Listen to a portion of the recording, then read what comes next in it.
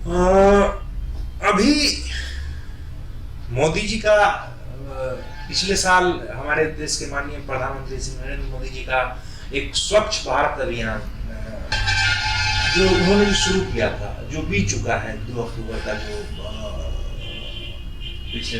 पिछले दौर का कितना आप उसको सफल मानते हैं? और पटना का जो परिप्रेक्ष्य है, पटना में जिस तरीके का एक कचरा उठाने वाली, कचरा निकालो इस तरह का एक गाड़ी आजकल चल रही है, इसको आप कैसे देखते हैं? देखिए, पटना आज की तारीख में भारत के सबसे गंदे शहरों में से एक है।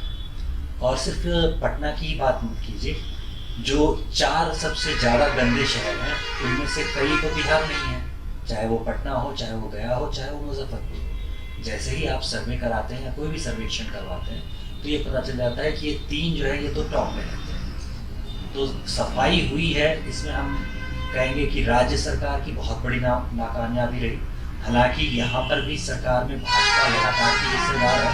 करीबन पिछले 15 साल से बीच का एक छोटा सा हिस्सा अगर हटा दें तो भाजपा के नेता सरकार में बराबर के भागीदार रहे हैं। कभी वो उप मुख्यमंत्री के तौर पे, कभी बहुत सारे मंत्रालयों का विभाग उनके पास रहा। लेकिन उसके बावजूद हम कहेंगे कि बिहार में भाजपा के नेतागण पूरी तरह से नाकाम रहे हैं इस सफाई अभियान को जमीनी स्तर पर इम्प्लीमेंट करवाने में। यहाँ गंदगी उतनी ज़्यादा है और जैसे जैसे आबादी बढ़ती जाती है ये गंदगी की समस्या और ज़्यादा होती जाती है। डेंगू या दूसरी ऐसी बीमारियाँ जो फैलती हैं कई बार, तो यहाँ पे स्वास्थ्य सेवाओं का भी अगर आप देखेंगे तो बिहार में कहीं से भी अगर कोई आदमी बीमार पड़ता है तो उसके पास एक ही चारा बचता है, उसे पटना आना है, क्योंकि कहीं और वो इलाज भी नहीं करा सकता। और इनमें से ज़्यादातर बीमारियाँ जो हैं वो गंदगी और ऐसी वजहों से ही होती हैं। चाहे फिर वो मलेरिया जैसे आप बीमारियां देखें जो बरसों से यहाँ है, डेंगू वगैरह, या डेंगू देखें जो अभी जी बिल्कुल। मेरा जो अभी का जो इस संदर्भ में जो सवाल है कि जैसा कि मैं देख पा रहा हूँ कि आपका, आप जिस तरीके से लिखते हैं, जिस तरीके से क्रिटिसाइज भी करते हैं और नसीहत भी देते हैं, एक तरीके से गवर्नमेंट को एक तरीके से कभी नसीहत देते हैं, कभी क्रिटिसाइज करते हैं। तो मेरा जो सवाल है कि ये जो कचरा वाला जो गाड़ी जो आता है रोज जो सुबह में, और पुष्पम के प्रियतम, पुष्पम प्रिया चौधरी के जो प्रियतम है, उन्होंने ही इसको मतलब कि इम्प्लीमेंट किया था। इस गाड़ी वाले सिस्टम को आप कैसे देखते हैं पटना में? क्योंकि और भी आगे के कार्यक्रमों में हम आपसे लेंगे कि और भी शहरों का देखेंगे हाल की किस तरीके का है। क्योंकि मैं पटना से हूँ, आप पटना से हैं, इसलिए सबसे पहले मैं ये जो पटना में जो सफाई अभियान और स्वच्छ भारत अभियान के बीच जो चल रहा है, कचरा की गाड़ी आती है सुबह में 8:30 बजे, और वो मतलब कि पता नहीं क्यों हम उसको उठाएं अपना कचरा, मतलब कि क्या ये इसको कैसे देखते हैं? देखिए, इसमें जो मेरा सबसे पहला इस किस्म की गाड़ियों से सामना हुआ था वो इंदौर में हुआ था। इंदौर एक आयोजन के लिए हम लोग गए हुए थे और होटल के जिस कमरे में थे, अचानक उसके नीचे जब इस किस्म का गाना बजना शुरू हुआ तो हमने खिड़की से झाँक कर देखा कि ये हो क्या रहा है। तो अब होटल के कमरे तो कांच से ढके हुए होते हैं, मगर आवाज़ आ रही थी, तो हमने फिर नीचे जाकर देखा कि ये क्या है, ये कचरा उठाओ, ये क्या हो रहा है। तो पहली बार सामना हुआ था कि कोई गाड़ी आती है सुबह सुबह जो आपका कचरा समेट कर ले जाती है।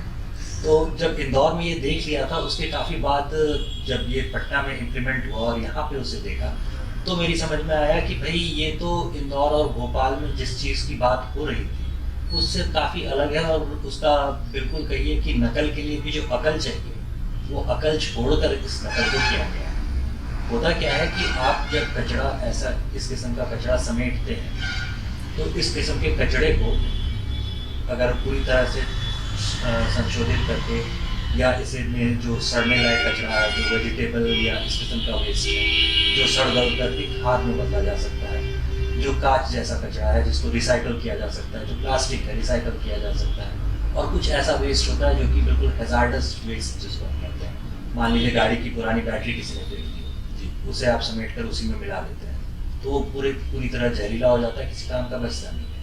तो अलग अलग हिस्सों में बांटकर जब तक ये काम नहीं किया जाता तब तक ये जो सिस्टम है इसका कोई खास फायदा होता नहीं है। अगर आप पटना में ही देखेंगे तो एक बड़ा सा कचरे के शोधन के लिए एक बड़ा सा संयंत्र बना हुआ है।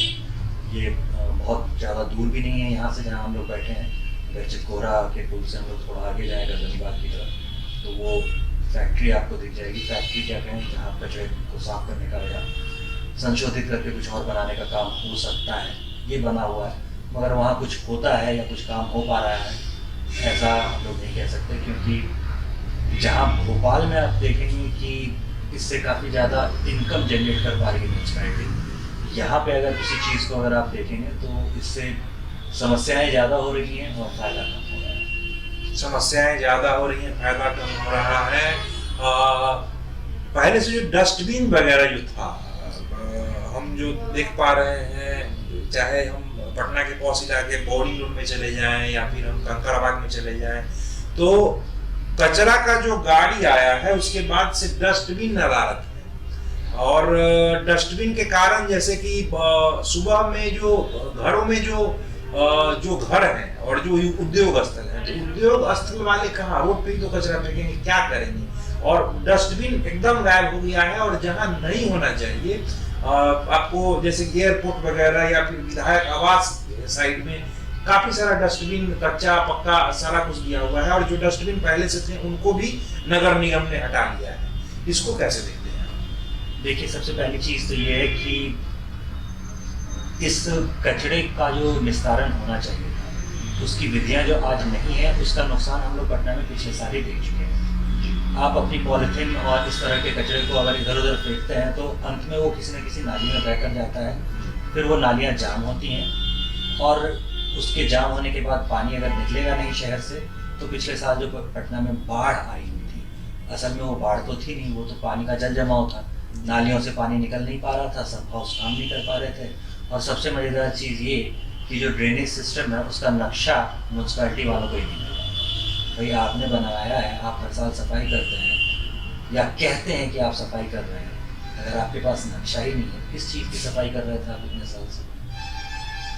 तो ये सारा कुछ जो वहाँ जाएगा और इस तरह से वेस्ट होगा, तो इसका नतीजा हम लोगों को ही भुगतना पड़ेगा। और ये आम जनता ही भुगतती है, क्योंकि जो बड़े लोग होते हैं उनको आपने देखा भी कि भाई हाफ पैंट में उन्हें रेस्क्यू कर लिया गया था, और आम आदमी जो कंकड़बाग में फंसा हुआ था इस जल जमाव में, उसके लिए कौन काम कर रहा था? तो उसके लिए पप्पू यादव आते हैं जो कि चुनाव वगैरह लड़ते हैं, और वो कुछ सामान पहुंचा जाए, नाव से पहुंचा जाए, ट्रैक्टर से पहुंचा जाए, तो वो पहुंच गया। वरना पीने का पानी तक जो है वो छात्रों ने मिलकर और आपसी चंदे वगैरह से मुहैया करवाया था, नहीं तो पीने का पानी भी इन लोगों को उपलब्ध हो पाता है। इसमें भी आता है, बहुत बुरा हाल है। कचरा कचरा, सिर्फ कचरा है पटना में कचरा कचरा।